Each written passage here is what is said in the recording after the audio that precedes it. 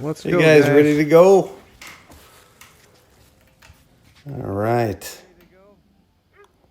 Well, hey everyone. I wanted to talk about delayed gratification today on our bike ride with the dogs.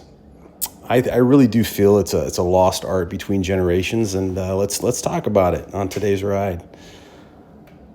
So basically, when I was a kid, if you wanted something, you saved for it, and I saw that modeled by my parents. Generation X had parents who, really didn't waste money. Cash was kind of tight, even if you were middle class. I think people just didn't do that. They were raised by the Great Depression generation. My grandparents grew up through the Great Depression, and they saved everything. Like, I mean, with me at least, I remember, my parents patched my jeans when they got holes in them. I got one new pair of shoes every school year right before the school started, and it had to last me all year. And sometimes it had to last me more than that. They just didn't. They didn't waste money. So today I just feel like most people, at least my kids, looking at them as well, they just click, buy now, and it's at their door the next morning. They can buy now, pay later. That's a big deal with a lot of stuff going on. I think somewhere along the way we lost the ability to wait. So is delayed gratification a lost art? It's a muscle, I think. I really feel like it's a muscle that we have to work daily. And if we don't, we'll get ahead of ourselves, and we'll start spending way too much and getting into debt that it's really hard to dig out of nowadays. So let's talk about how the different generations think about patience, money, and success, and what we can learn from each of them. And so what delayed gratification to me is, it's the ability to resist an immediate reward in order to get a bigger one later. So an example of that is saving for a car instead of financing it. Maybe waiting for marriage or home ownership instead of rushing it. Seems like everyone is getting ahead of themselves in that way nowadays. So this is built in the past. I think having being married and owning a home has really built stable families and businesses and wealth over time. And I think a big part of that is staying out of too much debt. And how do we do that? And that's delayed gratification, not spending on stuff you really don't need. Let's compare the different generations. This is my opinion. My parents were baby boomers. They grew up post World War II. They often worked decades for the same company. They bought homes later in life, saved for things though, and they valued security and pensions. They knew what debt was, and that it wasn't a good thing. Patience was a part of life for the baby boomers, waiting for mail photos to develop, promotions to come. Gen X, they were my generation, basically. They call us the bridge generation. They saw their parents' discipline.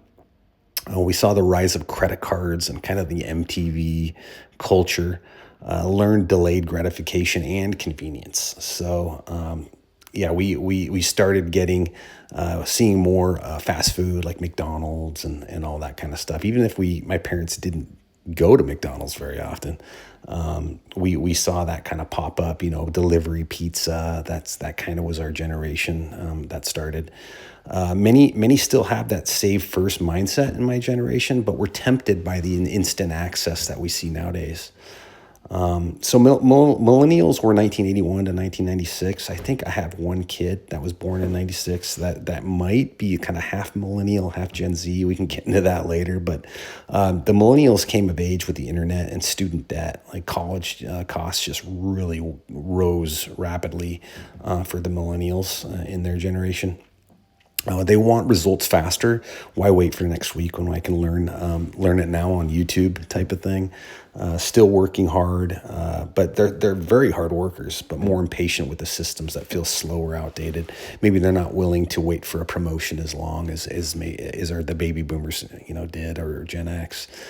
Gen Z, 1997 to 2012. All four of my daughters, I think, could fit into this generation. Digital natives, instant everything, dopamine, content delivery, amazing at multitasking and creativity, but struggle with waiting or boredom. They're raised in a world of algorithms that reward immediacy, not perseverance. And that's a real big problem with delayed gratification. So why does it matter? What's the real world impact of not really having that delayed gratification muscle? Financially, it means credit card debt. It means buy now, pay later culture, FOMO investing. Investing, we all know the only way to really invest or make money on a house is to own it for 5 to 10 years at least. And with stocks, a lot of times it's 30 years where you really start getting that compound interest and seeing that work. Emotionally, it leads to anxiety, burnout, lack of purpose when results don't come instantly. Spiritually, the inability to trust the process. We've replaced faith with refresh buttons almost.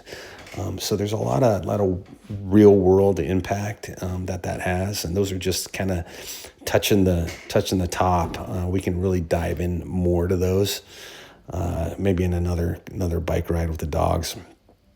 But the benefits of waiting, I think we need to inspire people to reclaim patience, saving and investing long term.